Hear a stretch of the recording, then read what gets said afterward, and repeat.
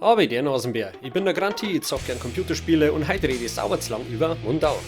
Mundaun spielt in einem Land, das für folgende Klischees berühmt ist. Neutralität, Paradies für Steuerflüchtlinge, Security für Steuerflüchtlinge, Chaos, Huchekastli und Ricola. Richtig, es geht um Kroatien. Mundaun ist eine Trekkingtour durch Twin Peaks mit viel weniger Leid, aber viel mehr, was ihn umbringen will, während wir rausfinden, ob unser Opa jetzt wirklich tot ist, und Magie gibt's auch noch Simulator, der in Tada Mundaun spielt. Jupp, das Fleckerl gibt's tatsächlich, das wohnt im Kanton Graubünden in der Schweiz. Da gibt's ungefähr 300 Leute auf knapp 9 Quadratkilometer und einer davon heißt Michel Ziegler. Und der hat 2014 beschlossen, ein Computerspiel zum Zeichnen. Na, jetzt habt's mir schon richtig verstanden. Ich habe vor Ort in Graubünden, in Platenga, habe sehr viele Fotografien gemacht von Strukturen, Oberflächen, Gebäude. Also neben der Recherche von Ort gibt es auch sehr viele historische Fotos, die mich interessieren. Ich habe ziemlich viele Bücher gesammelt.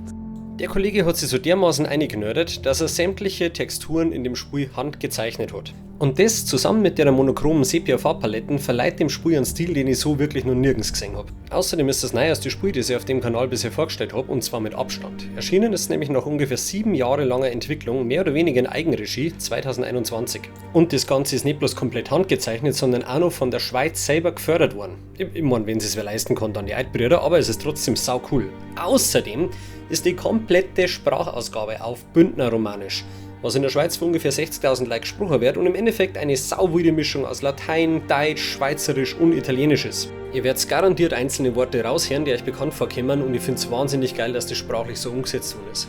Die Geschichte rund um dämonische Pakte und dunkle Märchen basiert allgemein auf alpiner Folklore, aber speziell auf die Bücher Die Teufelsbrücke und Die schwarze Spinne, und ist mit einem Soundtrack untermalt, der extrem atmosphärische Mischung aus elektronischer Musik, Geräusche und teils zum bergigen Thema passende Instrumente nutzt, um den Gebirgsgrusel so richtig geil zu unterstützen. Das Ganze hat ähnlich wie bei Silent Hill mehr als Ambiente im Sinn, als jetzt großartig auf Melodien oder Wiedererkennungswert zum Bauen, und das ist genau das, was das Spiel braucht. Was ein Soundtrack ebenfalls auszeichnet, ist eine gewisse Sparsamkeit. Über weite Strecken gibt es überhaupt keine Musik, außer man schaltet eins von den Radioseiten, die man ab und zu findet. Und das erzeugt einerseits einen gewissen Realismus und andererseits unterstützt das Gefühl von Einsamkeit, was für mich in einem Horrorspiel essentiell sein kann. Sodala, jetzt kommen wir zu dem Teil, bei dem ich das Spiel durchzog, und wer hätte es gedacht, dabei gibt es einen Arsch voll Spoiler zum Hören und zum Singen. Dementsprechend kann ja jeder, der Mundaun für sich selber entdecken will, was ich nur empfehlen kann, hier den üblichen Daumen über den Zaun schmeißen und dann seinen Ofen putzen, am lieben Menschen ein Bussi in die Fressen drucken oder dann Drop the Sword hören. Und der Rest steigt mit mir in ein stingerts abgeranztes Vehikel, na, kein Flixbus, aber noch droh, das uns nach Mundaun bringt.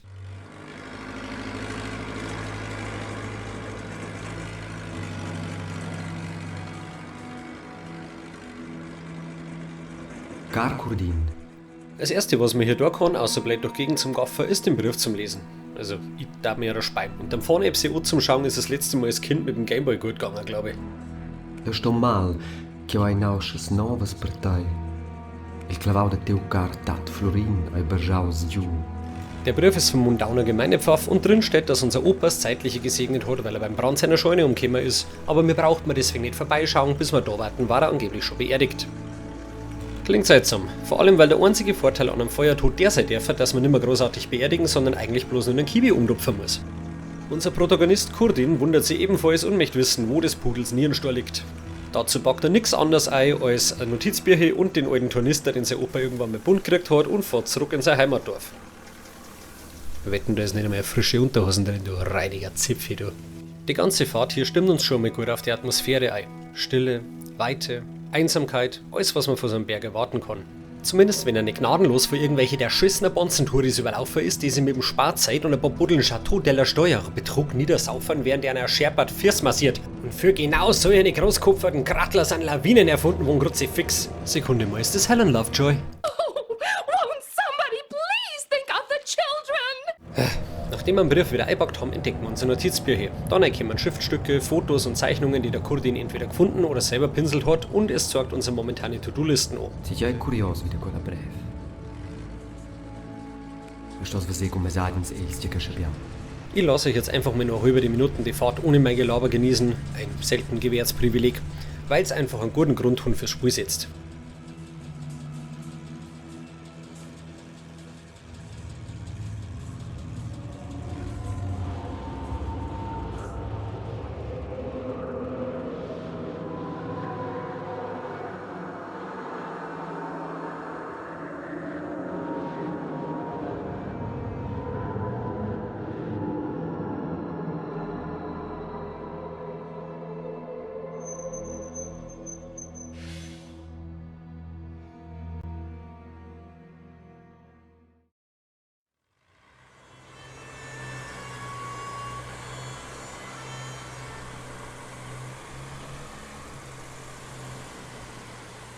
Io hai un blidau coccala c'era sparta quai il mond plin in giù.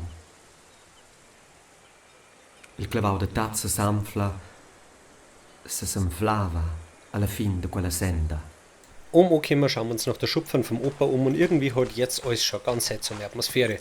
Weit unter uns verschwindet die normale Welt im Nebel, weit über uns treuen die nachtschwarzen Zwillingsgipfeln und eine gewisse drückende Einsamkeit macht sie brot.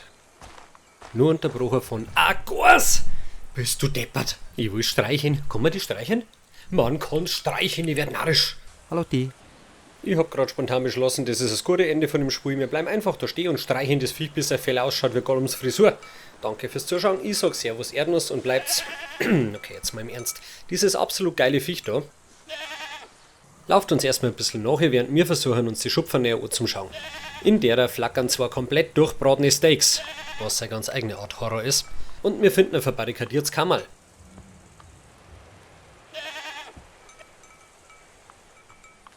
Mit dem Kammerl ist leider wie mit der zementgefüllten Gummipuppen, wir kommen hinten und vorne nicht rein.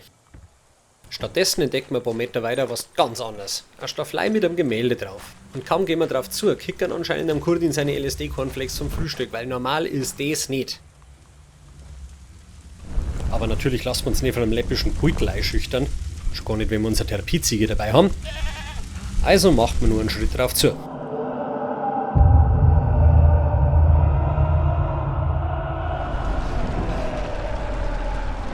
Jetzt befinden wir uns anscheinend in einer Art Vision von dem Moment, wo die Schupfern vom Opa brennt hat. Und wen haben wir da? Einen gestörten Maler mit der Tendenz zum Leiderzünden. Fett's Merci. Haben wir schon mal gehabt, war ein scheiß Dreck.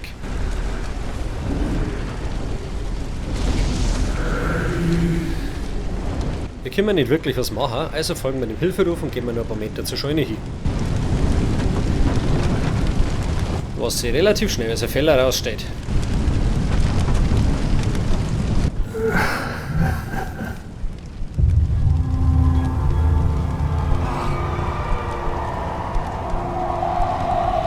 Passa bene, mia giovane.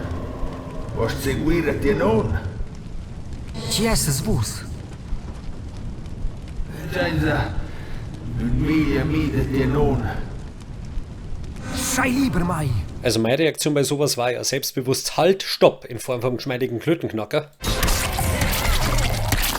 Kurdin hat scheinbar mehrere Skrupel und hört dem Alten zu, was sie erst recht als Fehler herausstellt. Un om e la betain così spürt ad mem.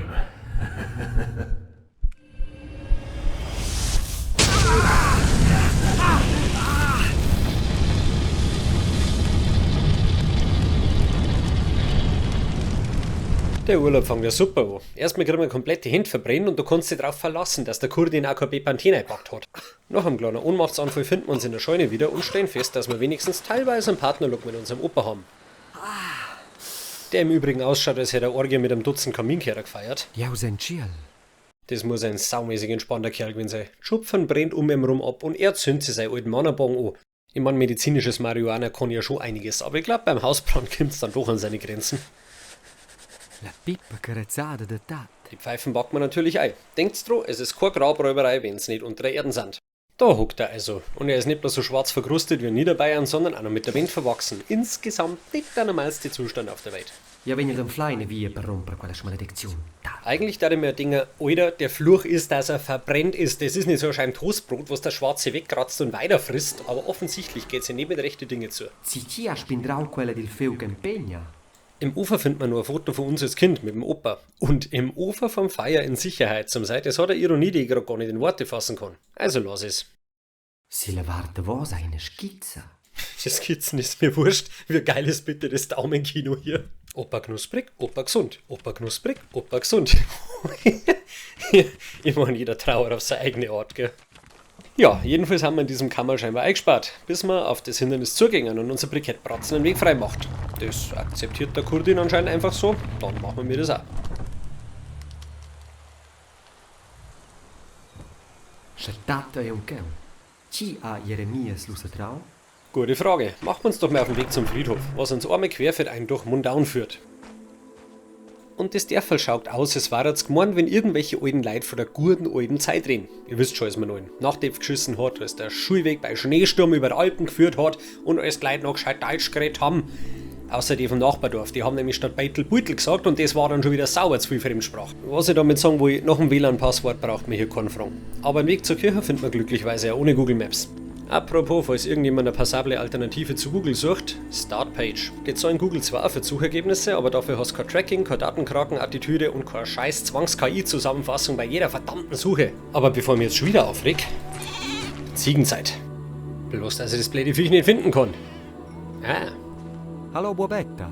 Na, der Kurdin hat keine Hornhauterschütterung, die Gas verdeckt bloß das Mädel, mit dem er eigentlich redet. Das Mädel schmeißt irgendwas in Richtung Kapelle und während wir uns auf den Weg dahin machen, um das Zeug zum Fangen, beschließt die Sonne auf einmal, dass Feierabend hat und stempelt aus.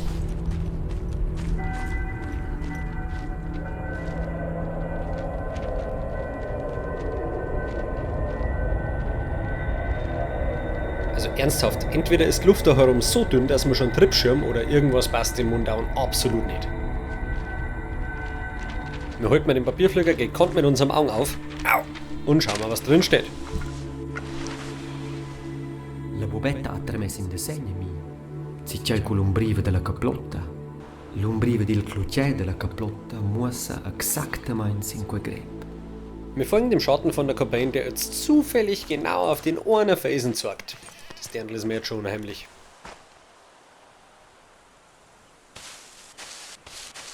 Und kaum haben wir den Schlüssel in der Reißen, In Bizop, Jeremias. wandert die verdammte Sonne wieder zurück. Keine Ahnung, ob der Kurdin das aus seiner Kindheit hier kennt oder ob er einfach einer ist, der sich über gar nichts mehr wundert, aber ich hätte jetzt schon den einen oder anderen Kommentar. La fossa è vita. Das Grab vom Opa ist also leer. Kommt jetzt nicht ganz so überraschend, nachdem wir seine fucking Leichen schon in der Raucherecken von seiner Schupfer gefunden haben. Aber der Pfaff hat so oder so ein bisschen was zum Erklären, also auf geht's.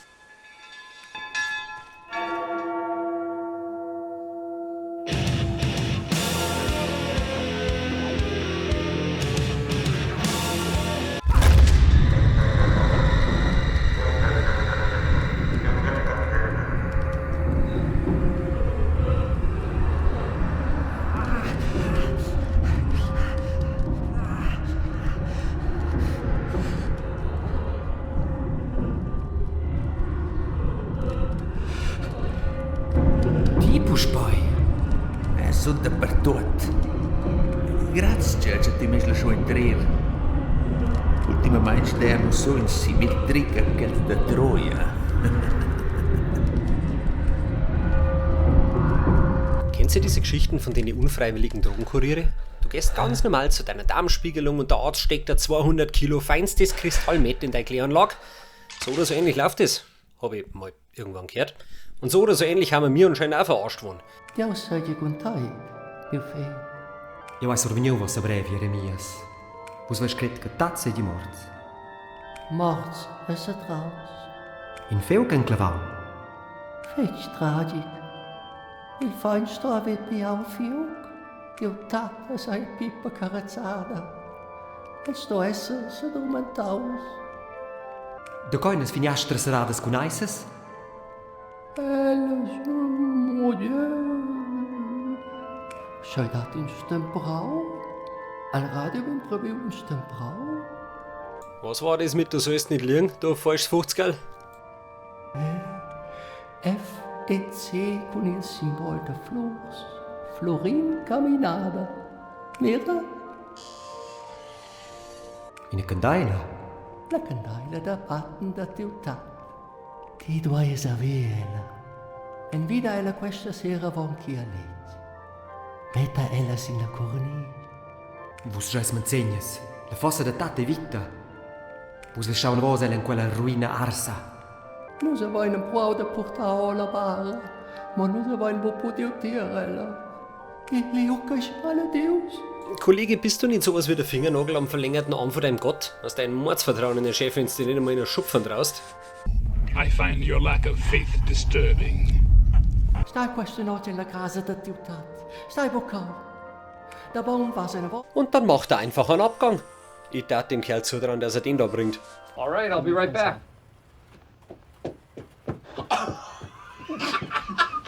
Mit der Kerzen im Gepäck macht man in Mangelung anderer Optionen, was der Kapellenkasperl gesagt hat und ziehen wir schnell ins Haus vom Opa ein. Warte mal. Der Schatten erinnert mich an wen. Wer wohnt denn noch an das ganz tiefe Meer? Mittlerweile ist es Nacht geworden. Ich weiß auch nicht warum, aber mit Logik kommen wir hier wahrscheinlich so weit wie in Twin Peaks. Und der Weg heim führt uns durch ein kleines Tal. Das anscheinend Wackenhorst.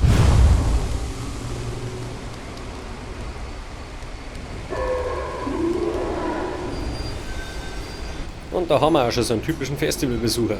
Mit den komischen Erscheinungen ist nicht zum Spaßen. Deswegen gibt es ja unsere erste Waffen.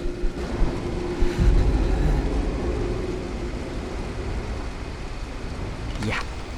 Wenn uns diese Vogelscheuchen erwischen, dann pflastern sie uns mit Stroh zu, als wäre es irgendeine Bauernbukake-Party. Und wenn wir zu viel Stroh im Gesicht haben, fallen wir da um. Kann ich als Asthmatiker durchaus nachvollziehen.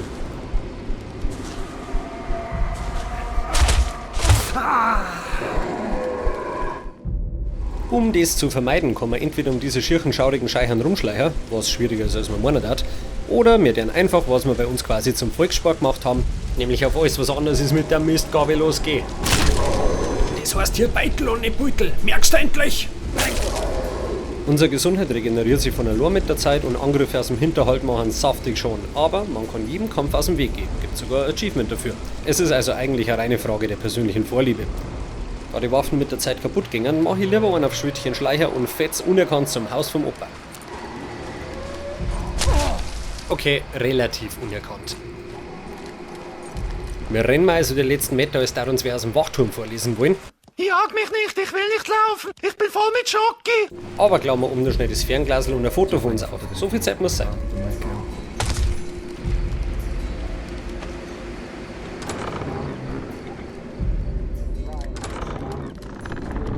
Das Foto, bzw. seine Rückseiten, dient uns in dem Spiel als Statusfenster. Hier sehen wir unser aktuelles Level an Mut, Gesundheit und Zielsicherheit. Die können wir alle drei steigern durch Sachen, die man findet. Gesundheit durch eine Brotzeit, Zielsicherheit durch Gebrauchsanleitungen für Schusswaffen und Mut durch Kaffee. Hier übrigens eine sehr realistische Darstellung von einem Menschen ohne Koffein.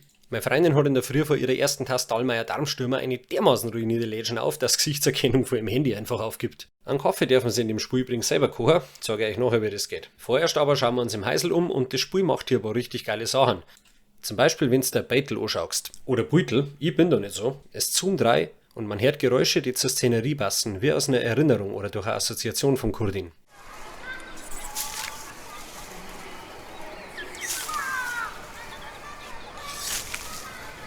Und dadurch findet man auch raus, in welches Fenster die Kerzenstein gehört. Quella lista di una candela che svesa tras la finestra della camera de dormir. Und so kleine, surreale Sachen sind im ganzen Spiel verstrahlt und tragen narrisch viel zu dieser traumähnlichen Atmosphäre und dem vagen Grusel bei. Neben dem Radio, das hier so nervig umeinander schäbert, gibt's besagten Kaffee. Und eine Brotzeit, die natürlich auf der Stelle Fresslucken kippt wird. Friss was, Burderst, was wärst, nix bist schon. Um jetzt einen Kaffee zum Kochen, breichert man ein Holz fürs Feuer, ein Pulver, Zinnheizel, ein Pfann für Wasser und eine Tasse. Aber auf Nacht einen Kaffee zum Trinken ist eigentlich nur eine sinnlose Provokation des eigenen Körpers. Entweder du kannst gleich gar nicht mehr schlafen oder du sorgst dich so abartig ein, dass ein Neugeborenes neidisch wird.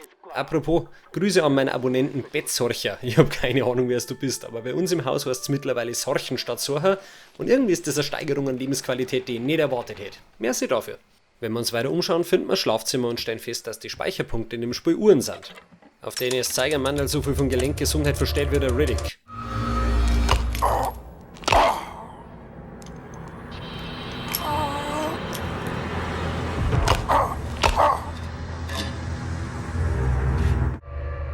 Und ja, so haben Betten und Häuser allgemein früher ausgeschaut. Mundown ist so ein bisschen wie Glendleiten als Computerspiel. Wer Glendleiten nicht kennt, in der Videobeschreibung durch einen Link rein.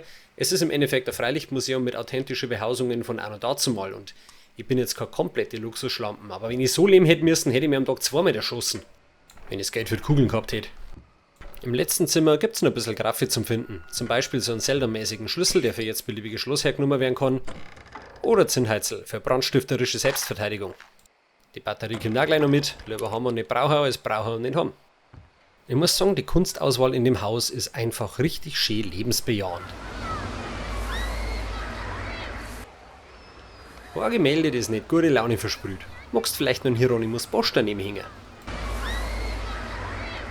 Aber wenigstens ist kein Zuvino, sage ich Nino, Wandtattoo, also kann immer schlimmer sein. Wir kraxeln Stirn auf und finden neben zwei verschlossene Türen unser altes Zimmer. Mia combra veglia, cura che hai viveu tiertat. wo es nichts zum Sehen gibt aus der Sammlung an Straßenschüttel. Cura che era lungurus, ma aveva giudò con intile strubes. Ah ja, und ein Guckloch ins Arbeitszimmer vom Opa. Kindheitstrauma vorprogrammiert. El luvratori de tat vevio piars nuot. Mo a fonza in meraviglius. Das Nützlichste hier drin ist ein Karten vom Mundaun. Und anscheinend ist da schon irgendein Weg erzeichnet, aber das ist was für morgen. Gegenüber ist das Bad. Und da darf ich mich zwar saugern in der Badwanne einwacken, bis ich Schwimmheit hab, aber es gibt in der ganzen Hütte kein Wasser. Und das war das letzte Mal, dass ich es mit Airbnb probiert hab. Neben dem Waschbecken, das ebenfalls kein Wasser kann, hat einer Tarotkarten hingeklebt. Braucht keine Karten, um dir die Zukunft vorauszusagen, du wärst stinger wie ein Heckenpenner Iltis. Schauen wir doch mal, was unser Gefries so kann. Ja, gibt Schlimmeres. Warte mal, ist das ein Pickel?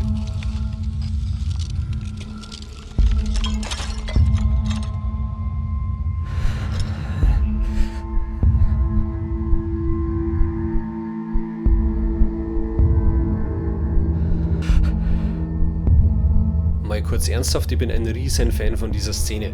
Der subtile Hinweis von der Karten, die neben dem Spiegel hängt, unser Gesicht, das langsam verbrennt, das ängstliche Atmen, die Fliesengeräusche im Hintergrund und dann der alte Mo mit seiner Hand. Hier passt einfach alles für mich. Auf den Schreck stellen wir erst einmal ordentliche Stangen Wasser in die Ecken. Puh.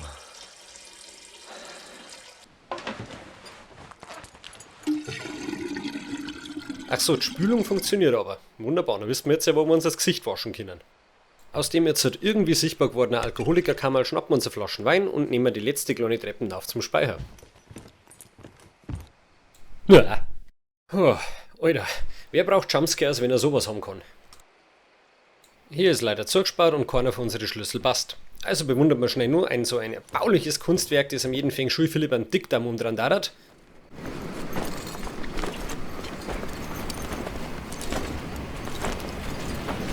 Und dann macht man, was wir ursprünglich vorgehabt haben. Wir stellen die Kerzen aufs richtige Fensterbredel und dann können wir beruhigt schlafen gehen.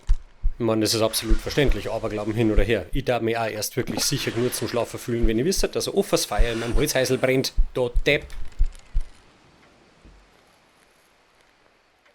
Nachdem unser Schädel gemütlich durch ein Massivholzwand glitscht ist, stellen wir noch fest, dass der Kurdin sein Lieblingsfolterwerkzeug zum Einschlafen braucht. Incherias.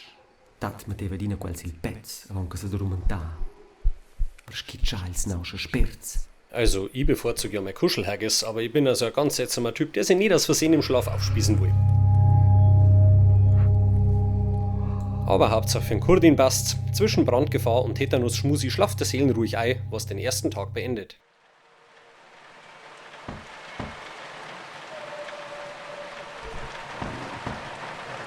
Am nächsten Morgen gibt's aber statt am Frühstück erstmal ein elendiges Sauwetter. Und wer presst seine fettigen Glubschkugeln an unsere frisch putzten Fenster? Sie schon wieder. Überhaupt nicht gruselig, das Viech. Das ist garantiert so eine, die aus dem Nix Sachen sagt wie: Du riechst anders, wenn's wach bist. Da ist dein. Aber wenigstens Herz auf uns und hat einen gewissen Überlebensinstinkt. Mehr als wegrennen, draufhauen oder anzünden kannst du bei den Viecher auch nicht machen. Diskutieren brauchst du nicht mit denen, da kämen bloß Strom an Argumente. Lass gut sein, der war richtig mies. Super, das war das perfekte Zockerwetter und stattdessen lauft man wie ein Arschloch durch den Ring, um zu schauen, ob es irgendeinem verschissenen Kind gut geht. Was soll's. Wenigstens haben wir einen Gast zum Streichen dabei. Na, kein Streichen. Ja, dann geh ich halt an irgendeinem Baum kratzen, der undankbare Missbritschen. Wir laufen mit dem Viecherl bis zum Brunnen hinterm Haus nachher und da stellen wir fest, dass dieses Mädel entweder nicht reden kann oder nicht reden will. Versteht's mir nicht falsch, ich werde mich jetzt nicht über ein Kind beschweren, das er mir halten kann. Am provesti de Gizicia in mi. Sasti Bucincha. Also greifen wir uns das Papierschifferl, das uns bastelt hat. Ich mein, was soll schon schief gehen?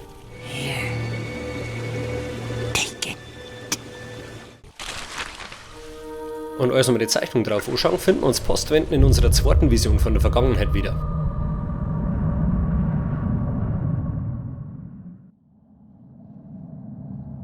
Das erste, was wir hier sehen, ist ein Typ, der sich scheinbar beim falschen Wirt der Gas bestellt hat. Quel stomatai dormiossi e baracca. Keine Ahnung, was da letzte Nacht passiert ist, aber ich weiß nicht, wer die weniger selber nach dem Aufwachen, er oder das arme Viech. Die anderen Gestalt hier erkennen wir als unseren Großvater während dem Krieg und anscheinend sind wir jetzt halt mittendrin. Wir stapfen durch den Schnee und folgen unserem Opa am Berg auf, wo wir den Rest von seiner Kompanie treffen. Und den wahrscheinlich nutzlosesten von den Kameraden haben wir in der Gegenwart schon gesehen. Der hat seine Verantwortung ab und sich selber anscheinend aufgeben. Warum, sehen wir, wenn wir über den letzten Grad schauen. Nicht weit weg ist nämlich eine gegnerische Armee, die direkt auf Mundaun marschiert. Anscheinend leisten die meisten Leute hier oben gerade Zivildienst, weil die Mundauner Verteidigung bloß aus denen 3 Hirndieben, einem Zanksu von Feldwebe und einem eventuell zweckentfremdeten Gas besteht. Skåspitjau, Nies Korporal Walter Eusturns.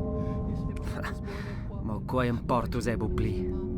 Quai eila fin. Glücklicherweise taucht genau da die harmloseste Gestalt der Welt aus dem Nichts auf und schlagt dann Handel vor. Willst du wissen, was der Ziege wert ist?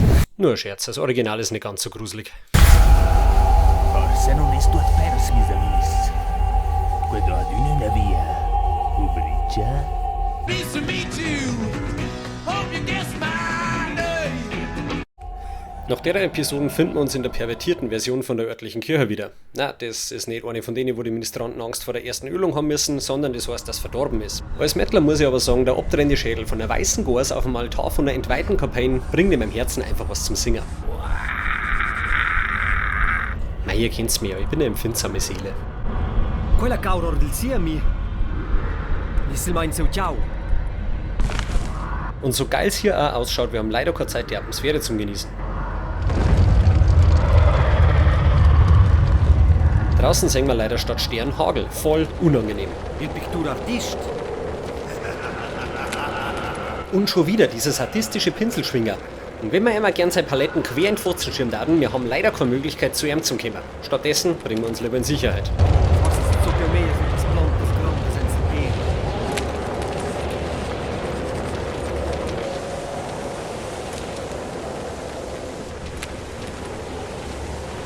Jesus Maria! C'è poi! Eu hai una vision! Eu hai vus rond Lujara! A Florina muss hauen sie schoi! Ella ist schon nicht in der Stadt in der Fond Spezial! Eigenartig? Alter, meine Kinder in der Arbeit haben ein wenig eigenartig, aber keiner von denen beherrscht Magie. Eigenartig ist ja nicht das richtige Wort, Freundchen. Dems Stiers? Als will man ja geplotten! Ella venida profanada! Boa idea! Con che la potevo surmontare la sava ed entrare in la caplotta. Ha, du, keine Ahnung, da kann ich auch nicht weiterhelfen. Ja, avevo non velen mia visione dell'Ujara. Chi è qua? E la Iadina può poi comparire nel decorso della storia, in tempi di disperazione. Ed ora è il bar tornaus.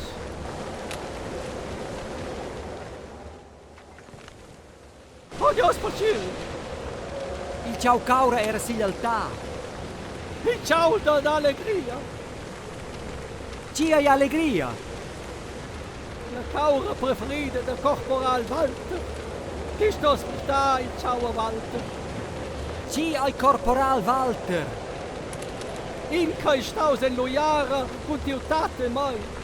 Florina ai sia niazza. E ne uamfio quel corporal Walter. Tiutata visitau el in suo bunker. El portava reformiment. Poi desses die F-Asche, die wollten in Chaconel. Elle die staus in nach Sturm e durante lo Jahre ai tot un monumento. Nur il bunker. Die sto si dalle via sì. A paia is in me lunch. Io traccio che ti stesses prendere il mubel de Florin. Già il reformiment portava tate del. Florina deponiu quella claftir mai. Forse anflesse pli et si un laboratori. Tau prenela.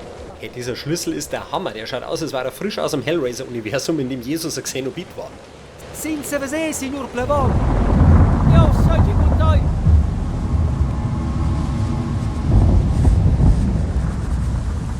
Dann lasst mir mal kurz rekapitulieren, während wir ins Haus zurückhaxeln. Der schlechteste Pfarrer der Welt hat uns in einem von einem Maler beschworenen Hagelsturm einen Schlüssel zu einem Zimmer im Haus von unserem Opa gegeben, den die stumme und magisch begabte Nichten von einem dauerdichten Ex-Militärler erbracht hat und möchte, dass man den besagten Ethanol-Enthusiasten vorräte und den abtrennenden Schädel von seiner Lieblingsgors namens Allegria, den wir in einer vom Teufel geschändeten Kapelle gefunden haben, in seinen Bunker bringen. Das Ganze, nachdem wir den Teufel in unserer Hand aus Versehen in Kapelle gebracht haben und eine Vision vor dem vergangenen Krieg war einer dabei. Hab ich was vergessen?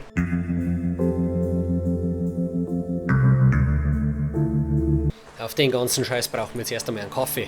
Aber hier in Mundaun druckt man nicht einfach einen Knopf auf der EQ700, Freundchen. Na.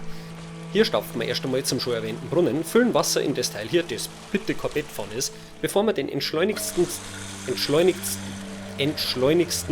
gemütlichsten Kaffee aller Zeiten machen.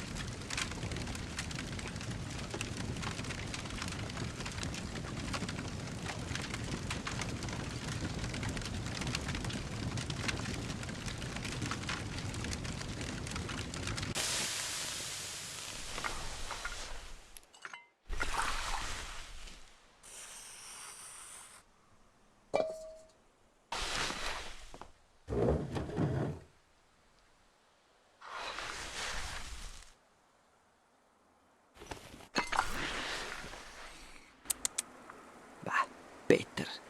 Nachdem wir unsere Suppen durch die Kiemen gezogen haben, von der wir danach vermutlich auch so ausschauen, also ich hab da zumindest kein Sieb gesehen, und uns von den ganzen Schrecken erholt und einigermaßen beruhigt haben, steigen wir erst einmal Treppen auf und blutige Hintergriff! Du Mistschratzen, du Verreckte, den Herzschritt machen zahlst du.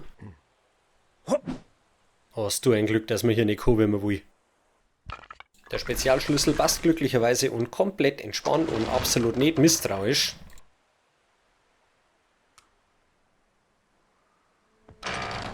Betrieb mein Opa sein Werk stumm. Als erstes stecken wir uns ein bisschen Straßenbelag ein, damit wir Pfeifen stopfen können, die werden wir später nämlich noch brauchen. Ossa la pipa cargada. Außerdem finden wir Listen, was wir dem Korporal Doppelkorn als sie mitbringen sollen. Honig, Hai und Schnaps. Der Honig ist für die Floriner gedacht, das Hai für die Gorsen und der Todessaft für den Sandlerkönig Walter. Außerdem gibt es einen liebgemeinten Tipp, dass der Schnaps im Bad ist. Wahrscheinlich, weil unser Opa da in der Badwanne seinen berühmten Leipziger Leberliquidierer zusammenbrennt hat, bei dem es da schon beim Ohne-Riecher Nirns reißt. Glücklicherweise haben wir aber den Mundauner Moonshine schon, von daher kann uns das wurscht sein. Estás controlar las baterias. Hier gibt es auch noch ein niedliches kleines Spielzeug, das aber gerade keinen Saft mehr hat, also füllen wir erst einmal Batterien auf. Erinnert euch noch an die Rückseiten von dem Foto, wo die Skizzen drauf waren? Die braucht man hier. Jetzt müsst man nämlich die Karren da genauer so anhalten, dass auf die eingezeichneten Punkte stehen bleiben, um eine Schublade zu öffnen.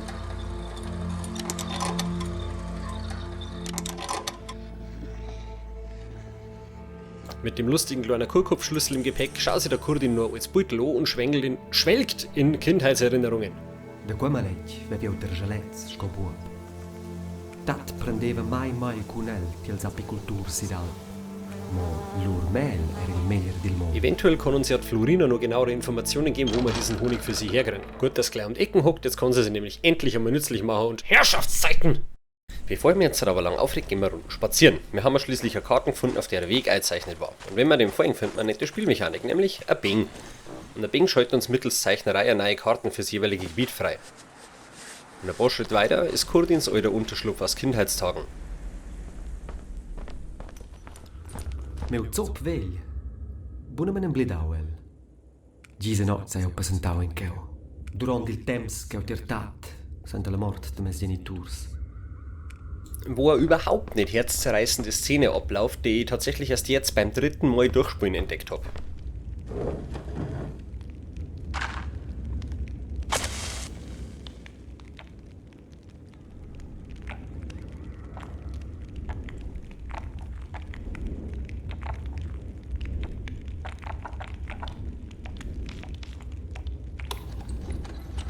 E ha passentau gise la leunga per inflar ils drets craps. Sil meins aschia sai eu schara viver els.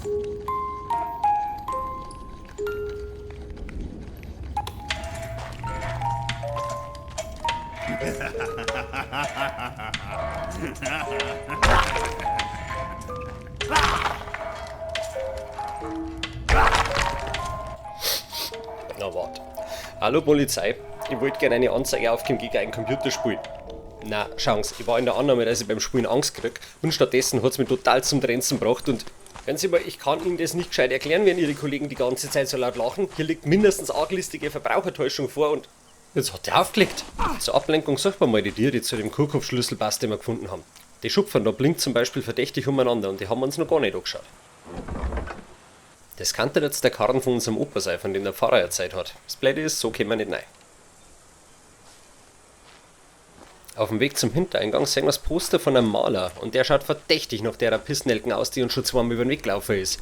Und dann heißt er auch noch Serpentini. Serpentini, Exposition, Pictura moderna. Casas per la Pont, Domenica Sarau. Wo sind Invite personal. Der Hintereingang ist zum Glück offen und da ist auch der Grund, warum der Karren nur einen anderen blinkt hat. Die werden wir nicht mehr los, oder? Betrachten wir diesen sogenannten Muvel mal näher. Der heißt in echt Muli, wie die Kreuzung aus Esel und Maultier, und ist speziell für Einsätze in der Landwirtschaft gemacht. Und das ist auch genau, wofür wir es benutzen werden, nämlich Hai sammeln. Oh, accompagnes-ti mai? Se ten bein, la via ai plein ruosnes. Wow, Finger weg von meinem Radio. Okay, dann starten wir den Karren mal und mir ist das so wurscht, ob die Klo angeschnallt ist. Sicherheitsgurte. Sicherheitsgurte an der erste Schritt zum Überwachungsstaat. Wir werden schrittweise entmündigt, sage ich euch. Erst einmal aus Protest mit 120 durchs Dorf und... Ja, dir soll man vielleicht noch aufmachen. Sie fix. Wahnsinn, alles darfst du selber machen. Danke, Merkel. Wer hat diesen Scheißdreck gesungen mit I like to move, weil ich like nicht to move, das kann ich euch gleich sagen. Das Scheiß drum steuert sich wie ein angeschossener Schubkarren auf eingefrorener Rutschen und hat mehr Schräglage als Michael Jackson beim Tanzen. Und mit der unwuchtigen Salatschüssel fahren wir jetzt über Highball des Wartens irgendwelche Hardgate-Striche in GTA und sammeln es auf die Art ein. Nachdem wir voll beladen sind, zuckelt man die Bergstraße auf, bleiben vor einem massiven Tier im Tunnel stehen und singen ein Mikrofon. Vesa oschi una sorta di microfono. Forse è il collegiaus col meccanismo per la porta. Stehen können wir da leider nix, aber im Auto hängt der Zettel mit einer Radiofrequenz und wenn man die einstellen heißt, Safran öffne dich. Kilohertz. Eine Frequenz del radio.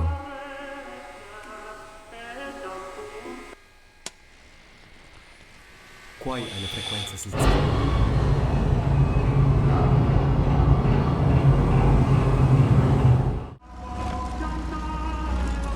Hier oben gibt's nicht wirklich Feuer außer einer Schupfern, bei der man schon von außen sehen, was uns erwartet. Zeit euch mal eine Spielmechanik zu demonstrieren, die einerseits... Willst du wissen, wer für der Movil wert ist? Bitte lass mir dein Movil schätzen. Sorry, das war einfach zu verlockend. Jetzt aber wirklich. Zeit euch mal eine Spielmechanik zu demonstrieren, die einerseits den Sadisten in mir befriedigt, aber andererseits sorgt, wie wenig dieses Spiel auf Kampf ausgelegt ist.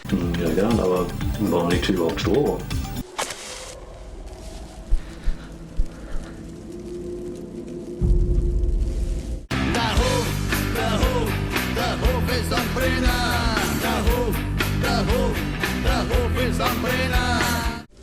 Dem Strohschelder brennt jetzt schon eine Zeit lang der Hut und wer mir gesehen hat, wie heuer abfackelt, der weiß, dass das eigentlich ein wenig schneller geht. Aber nein, stattdessen völliges Chaos.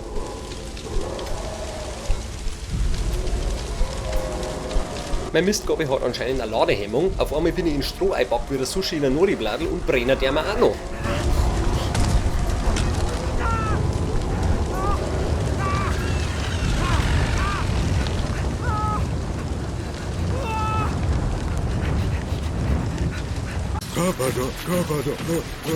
Im Keller von der Hütte reimen wir uns erst einmal einen Schlund mit Grimmschmalz ein und weiter umstudieren wir den ersten Band der berühmten Buchserie Wir schießen auf Deppen.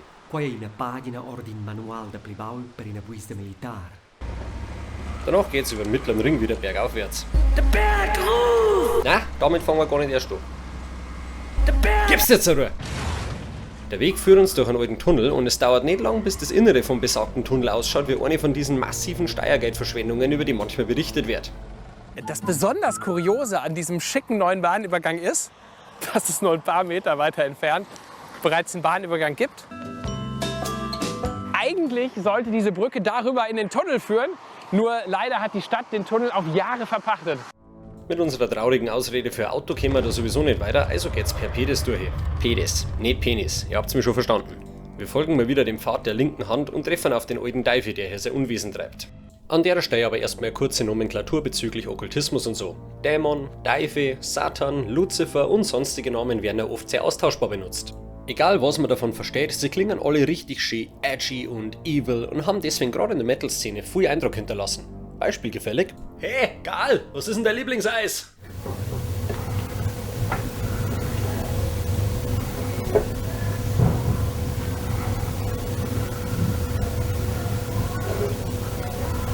Satan.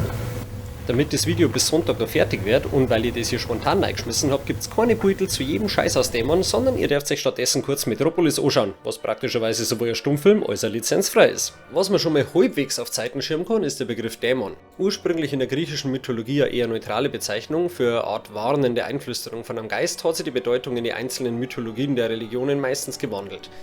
Bei den Juden sind Dämonen Bindeglieder zwischen Engel und Menschen und eher eine gute, schützende Macht. Bei den Christen böse Geister und gefallene Engel, bei den Muslimen sind es als Djinn bekannte, vernunftbegabte Wesen, die unsichtbar unsere Welt mit bevölkern und Leid erschrecken oder verrückt machen. Ich mag die Auslegung, dass Dämonen in der Bibel etc. eigentlich immer nur eine Erklärung für psychische Krankheiten sind. Satan wiederum ist meistens als Gegenspieler von Gott, als Verführer zum Bösen und Verkörperung des Bösen bekannt. Im Judentum nicht, die glauben, dass Satan ein Diener Gottes ohne freien Willen ist und für ihn den Glauben der Menschen testet.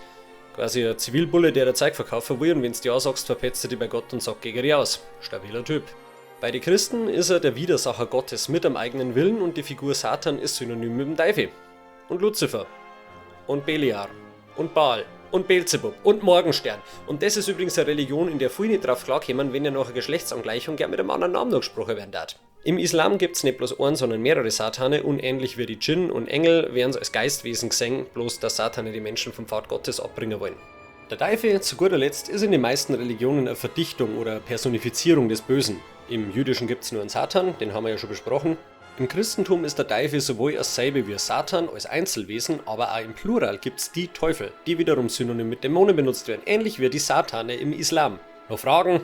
Im Islam gibt es dann wieder keinen Teufel, zumindest nicht im Sinn vom personifizierten Bösen. Es gibt aber einen Typen namens Iblis, der quasi für sündhaftes Handeln steht. So, damit dürfen alle Klarheiten beseitigt sein und wir können alle problemlos bei Sam und Dinos Azubi fangen. Na mal ernsthaft, da mein Theologiestudium für die Klugscheißerei hier aus 3 Stunden Wikipedia lesen und Kopfschütteln bestanden hat, ist zwar wahrscheinlich zuverlässiger als jede KI-Zusammenfassung, aber bitte verlasst euch nicht endgültig drauf, lest euch den Scheiß lieber selber durch. Und wer weiß, vielleicht findet ihr so einen Namen für eure neue, geile Black Metal Band, der nicht schon von 10.000 Hanseln belegt ist.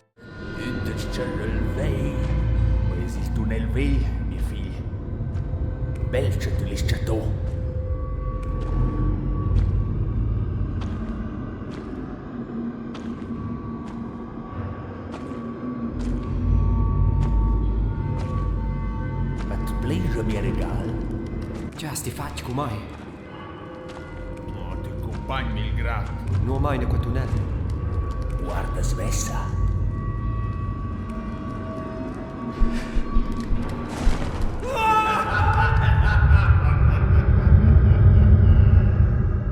Die bizarre Traumlogik müssen wir einfach wieder akzeptieren. Keine Ahnung, was überhaupt mit uns passiert ist, aber jetzt hocken wir wieder in Movil und tuckern weiter fleißig die Straße entlang, bis sich Gelegenheit zum Anhalten ergibt. So findet man einen Weg, der unten am Fluss entlang führt und am einen Ende davon öffnet man ein Deal als künftige Abkürzung. Und wir finden in der verfallenen Hütte eine Notiz, die uns sagt, wie man unseren Honig kämmern. S'invia als apiculturs per recalciar in tequet de l'urmel legendar. Perché va la suletta via alla bonne tras la casa de quei pictur. Da ich leider mental auf dem Level vom Eichhörnchen bin, lasse ich einen Movil und unsere Hauptaufgabe erst einmal links liegen und fetz den neu entdeckten Weg entlang. Der uns an einer ganz komischen Aufbaute vorbeiführt, deren Zweck gerade nicht wirklich erkennbar ist. In der Ferne sehen wir die Brücke, die vorher erwähnt worden ist und ja, auf eBay darf man sagen, das ist was für Bastler. Jetzt schauen wir erstmal, dass wir das Haus von dem Maler finden.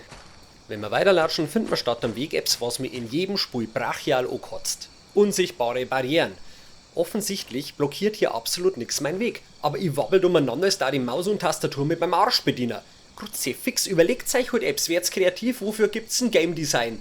Stellt's meinetwegen einen fetten Stor in den Weg oder einen 3 Meter fetten Kurvel, der unter Naturschutz steht. Aber lasst's mir nicht gegen unsichtbare Wind laufen. Leumann ja blitart.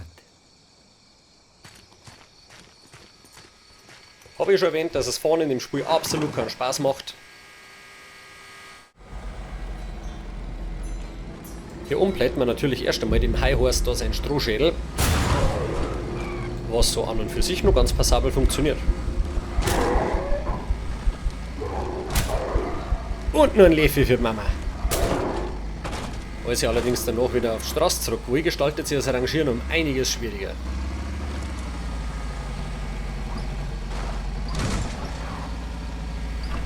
Und ihr könnt's mir glauben, ich hab das nicht aus Spaß oder mit Absicht gemacht. Das war mein echter Versuch, auf die Straße zu kommen.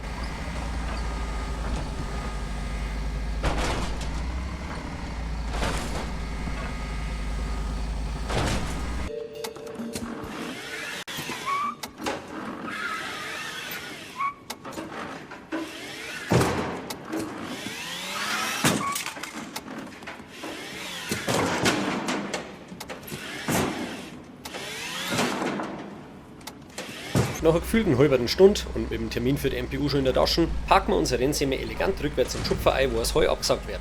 Dank hochmoderner Alpentechnologie geht das Ganze still und leise vonstatten und wir haben nicht sofort wieder 3 Heuscharfschützen im Kreuz. Wir schauen uns also noch eine Fluchtrouten um und gerade als wir abhauen wollen, sehen wir die Arschheften von der Allegria. Und als Tierfreund darf ich natürlich gerne einen Bälle wieder anschrauben, aber leider geht das nicht. Ja mei, gehen wir Runden Gassi. Nach nach einer kurzen Pause, in der wir neue Karten anfertigen, folgen wir der Geistergasse noch ein bisschen und auf einmal können wir da lang gehen, wo vorher irgendein unsichtbarer Hinkelstor oder sowas im Weg war. Nicht, dass ich da lang wollen darf. Ich habe selten was weniger Vertrauenserweckendes gesehen und ich habe mir schon mal angeschaut, wie der März ein Interview gibt. Aber hilft nix, da müssen wir jetzt um. Also klemmert Arschbacken dermaßen zusammen, dass du zwischen Kohle zum Diamanten pressen kannst und irgendwie kommen wir unversehrt drüben an. Da herum laufen wieder 3 oder 4 von den elendigen Haischädel umeinander, also hort's beinahe ordentlich ein. Oh mei, der war richtig schlecht. Dem Krippe vom Gartentier verpasst man die Mutter aller Dammrisse. Also so einen richtigen Zinkeneinlauf. Und danach wollen wir uns eigentlich nur in Ruhe umschauen, als auf einmal aus dem Rucksack macht.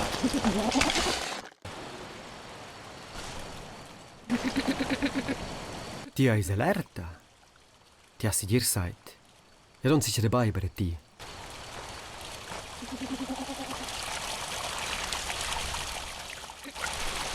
Ich weiß nicht, was ich dazu sagen oder erklären soll. Ich bin durch. Das schaut aus wie 2 Girls, 1 Cup mit 2 Gorsen. Falls gerade am ersten Satz einen guten, gell? Si sente so meglio, mia cara. Grazie. Ti sa cinciare? Naturalmente. Co? Ti sei una caura? Ciao di una caura. Du sommeliers skos graflaio. Ci. Adundels omens.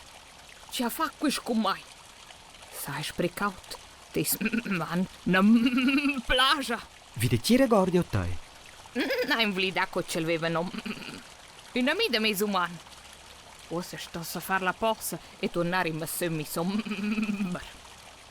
In giù una stucciatada. Ja vai un flauto ella che plotte stira. Da lascia dormiella. Da sto se cala parozza den flying lake. Ja, ich glaube auch schlafen war langsam eine ganz gute Idee. Wobei man sagen muss, der Kurdin hält sich ganz gut. Also nach allem, was er bisher erlebt hat. Strommonster, eine Reise in Vergangenheit, ein magisches Mädel, das die Sonne umeinander schiebt, der Leibhaftige, der am Tent verbrennt. Wird alles kommentarlos hingenommen. Es braucht erst einen abtrennenden Gorskopf, der mit ihm redet, damit er sich denkt, irgendwas passt da nicht. Ein Bärparts Menken. Hier draußen gibt es noch Fliesenrätsel, das man gerade nur bedingt lösen können und dazu spare ich dir.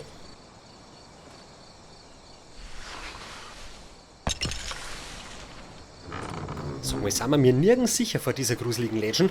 Quei me l'è de Florina. Nachdem wir sowieso schon in einem fremden Bettchen schlafen werden, können wir gleich voll einen auf Goldlöckchen machen und uns auf sein Stühlchen setzen, um sein Brotzeitchen wegzufressen.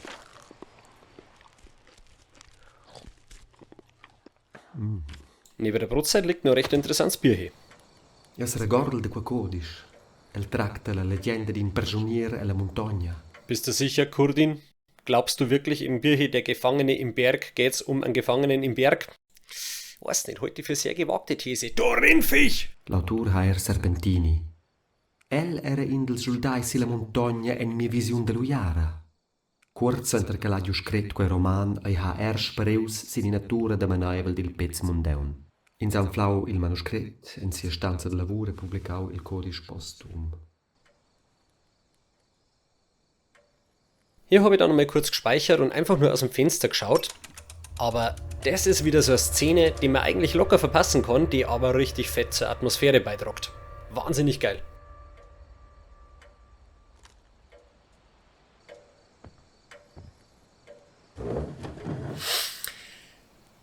Sitzen. Geil. So. Hier gibt es jedenfalls weiter nichts zum Tor, als dass wir uns mitsamt unserem Schmuseschädel ins Bett schmeißen und einen Schmarrn drammern, bevor der nächste Tag anfängt.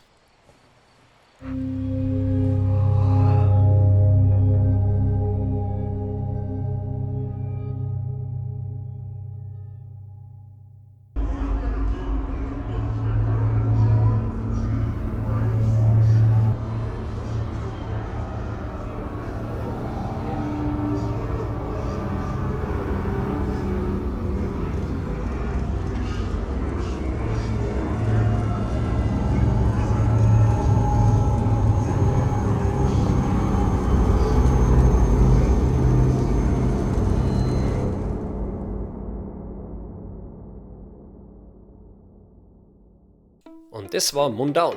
Zumindest der erste Teil. Ich habe das Video diesmal ein wenig zerstückelt, damit es nicht von einem 3-Stunden-Batzen Blödsinn der Schlange wird. Ich hoffe, das ist in eurem Sinne. Da mich narrisch interessieren, was bisher von dem Spiel haltet, ob es schon verkehrt habt oder es vielleicht sogar schon selber gespielt habt. Schreibt es mir gerne in die Kommentare oder auf Instagram oder sonst was. Ich freue mich immer über euer Feedback. Lasst mir gerne einen Daumen da, in welche Richtung ihr sagt, das war Sacke. YouTube sagt, jede Interaktion ist gut. Ich für meinen Teil bin jedenfalls von dem Spiel an der Stelle schon restlos begeistert gewesen und kann euch verraten, es wird nur noch narrischer und abstruser. Also dann, bis zum nächsten Teil. Ich sag Servus Erdnuss und bleibt's friedlich.